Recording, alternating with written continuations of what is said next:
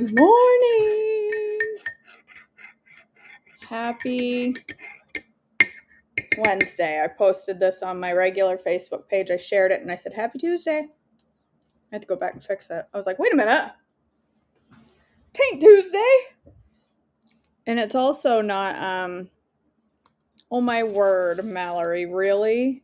Oh, sunrise. I thought you meant flowers. We do not have anything peeking out from anywhere here but snow. We got a big old storm. Big old storm. Bunch of snow on the ground.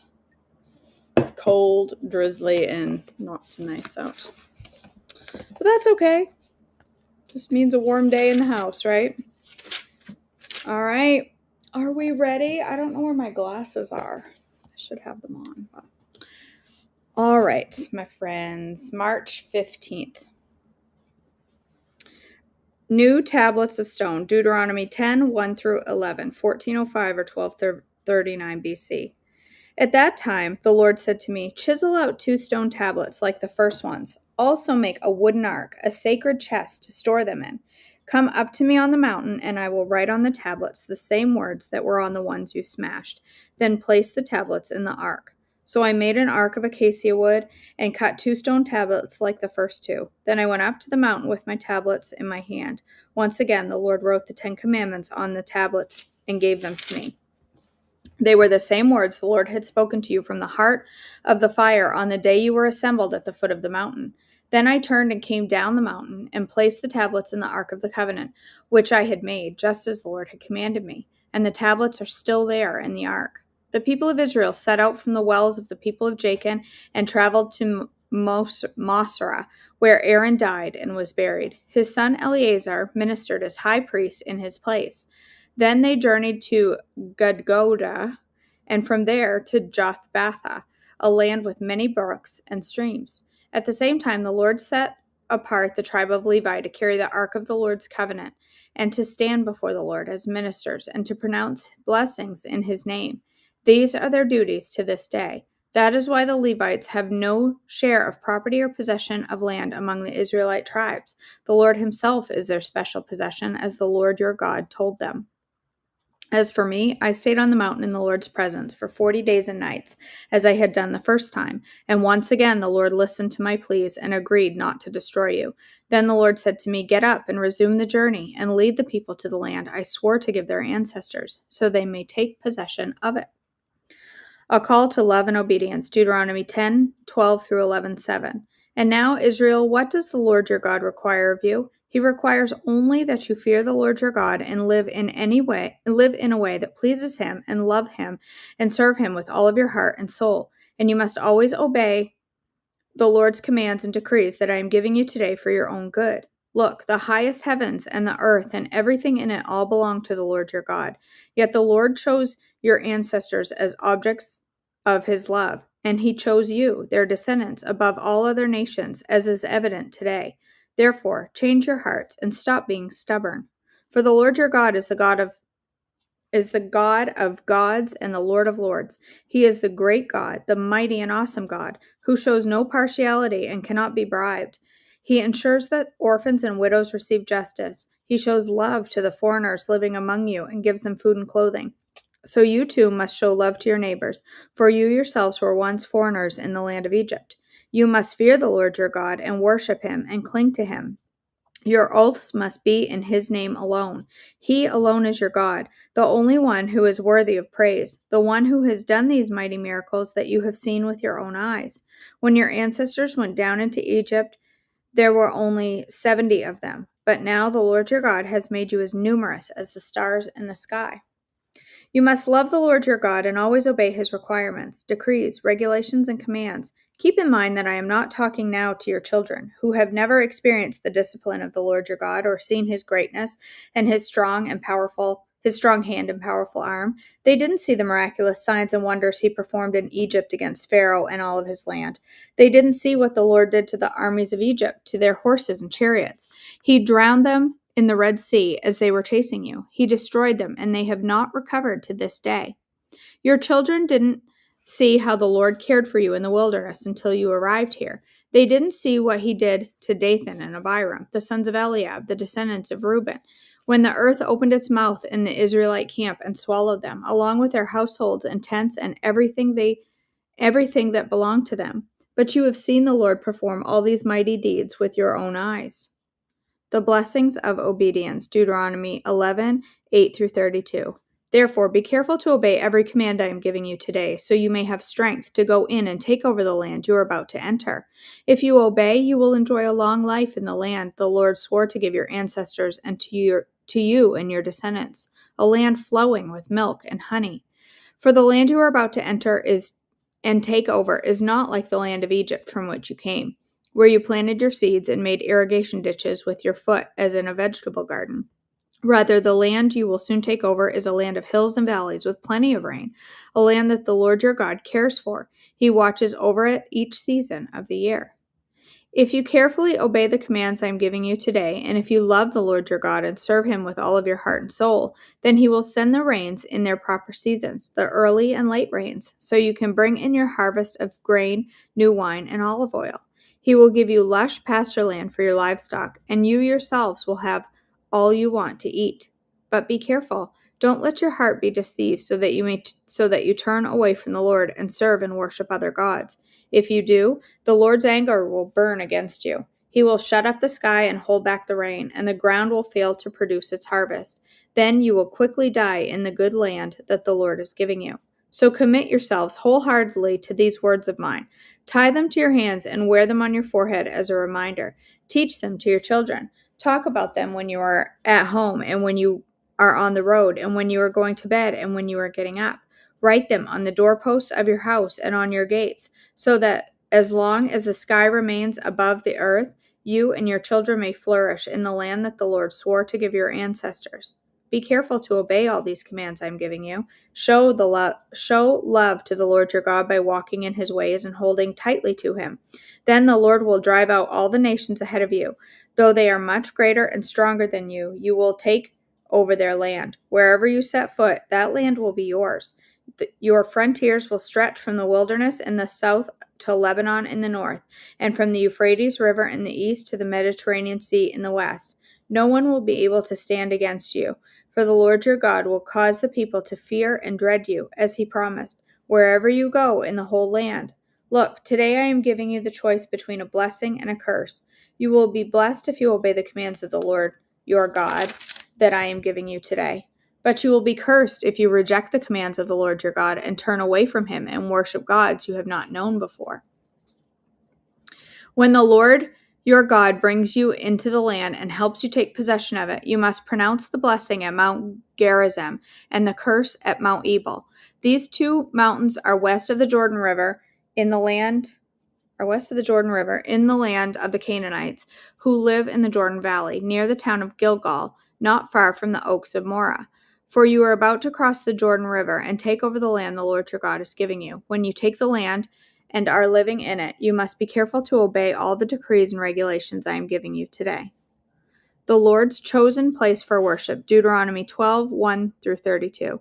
These are the decrees and regulations you must be careful to obey when you live in the land that the Lord, the God of your ancestors, is giving you. You must obey them as long as you live.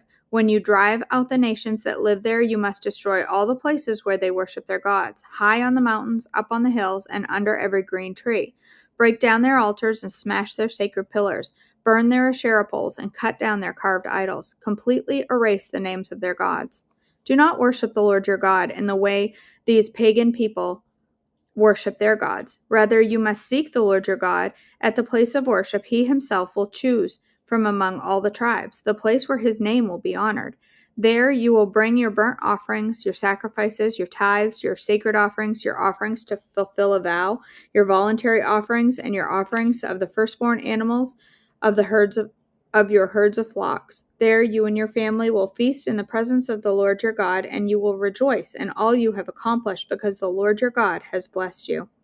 Your pattern of worship will change. Today, all of you are doing as you please, because you have not yet arrived at the place of rest, the land the Lord your God is giving you as your special possession. But you will soon cross the Jordan River and live in the land the Lord your God is giving you. When he gives you rest from all of your enemies and you're living safely in the land, you must bring everything I command you: your burnt offerings, your sacrifices, your tithes, your sacred offerings, your offerings to fulfill a vow, to the designated place of worship, the place the Lord your God chooses for his name to be honored. You must celebrate there in the presence of the Lord your God with your sons and daughters and all of your servants. And remember to include the Levites who live in your towns, for they will receive no allotment of land among you. Be careful not to sacrifice your burnt offerings just anywhere you like. You may do so only at the place the Lord will choose within one of your tribal territories. There you must offer your burnt offerings and do everything I command you. But you may butcher your animals and eat their meat in any town whenever you want. You may freely eat the animals with which the Lord your God blesses you. All of you, whether ceremonially clean or unclean, may eat that meat, just as you now eat gazelle and deer. But you must not consume the blood. You must pour it out on the ground like water. But you may not eat your offerings in your hometown, neither the tithe of your grain or your new wine and olive oil, nor the firstborn of your flocks and herds, nor any offering to fulfill a vow, nor your voluntary offerings, nor your sacred offerings. You must eat these in the presence of the Lord your God at the place he will choose. Eat them there with your children, your servants, and Levites who live in your towns, celebrating in the presence of the Lord your God in all you do. And be careful never to neglect the Levites as long as you live in your land. When the Lord your God expands your territory as he has promised, and you have the urge to eat meat, you may freely eat meat whenever you want. It might happen that the designated place of worship, the place the Lord your God chooses for his name to be honored, is a long way from your home. If so, you may butcher any of the cattle, sheep, or goats the Lord has given you, and you may freely eat the meat in your hometown as I have commanded you. Anyone, whether ceremonially clean or unclean, may eat that meat, just as you do now with gazelle and deer. But never consume the blood, for the blood is the life, and you must not consume the lifeblood within the meat. Instead, pour out the blood on the ground like water. Do not consume the blood, so that all may go well with you and your children after you, because you will be doing what pleases the Lord. Take your sacred gifts and your offerings given to fulfill a vow to the place the Lord chooses. You must offer the meat and blood of your burnt offerings on the altar of the Lord your God. The blood of your other sacrifices must be poured out on the altar of the Lord your God, but you may eat the meat. Be careful to obey all my commands, so that all will go well with you and your children after you, because you will be doing what is good and pleasing to the Lord your God. When the Lord your God goes ahead of you and destroys the nations and you drive them out and live in their land, do not fall into the trap of following their customs and worshiping their gods. Do not inquire about their gods, saying, how do these nations worship their gods? I want to follow their example. You must not worship the Lord your God the way other nations worship their gods, for they perform for their gods every detestable act that the Lord hates. They even burn their sons and daughters as sacrifices to their gods. So be careful to obey all the commands I give you. You must not add anything to them or subtract anything from them. All right. Let's do Unshakable. Day 74, March 15th. Right? Yeah, March 15th. All right. You are no mistake. Genesis 3:10 says, Adam answered, I heard you in the garden, and I was afraid because I was naked, so I hid. Just because you've made a mistake doesn't mean you are a mistake. What freeing words. Guilt and shame researcher Brené Brown describes shame as the intensely painful feeling or experience of believing we are flawed and therefore unworthy of acceptance and belonging. God never wanted that for us. We can learn more from Brown's definition of shame versus guilt. Guilt says, you've done something bad or you've made a bad choice. Shame says, you are bad. There is a big difference. You made a mistake and you are a mistake. I put it this way. Guilt is about my do. Shame is about my who. In today's verse, Adam admitted shame, not guilt. What if Adam and Eve had confessed what they did, guilt, instead of trying to hide who they were, shame? They would have still faced consequences, but with honesty, acceptance, and forward motion instead of blame and finger pointing. Today, you can come to God with shame for any mistake you've made. He loves you and wants to purify you because you are no mistake. 1 John 1:9. Lord, when I need to, please help me come out of that hiding place, knowing that you forgive my mistakes and make me whole. All right.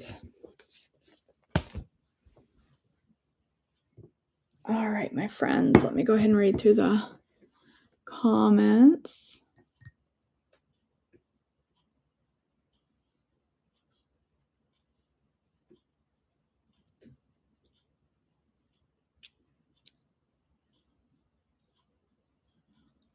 All right. Dad is awake. The tube is out, and he is on 4 liters of oxygen. They put me on the phone with him, and he was able to talk to me and tell me that he is happy it is over.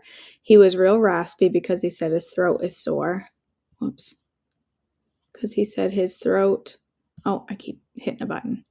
His throat is sore. The nurse said that by 7 a.m. before she leaves, she will have him sitting up in a chair. Isn't that craziness? Amen, Mandy. I am so happy that he's coming around. It's a major surgery.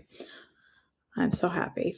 I'm happy he was able to talk to you. And yeah, that intubation throat is no joke. It's very painful. I've had it twice, and both times I've been like so sore for a week that I could hardly talk. It got much worse 2 or 3 days after. So sore I could hardly talk. It's painful.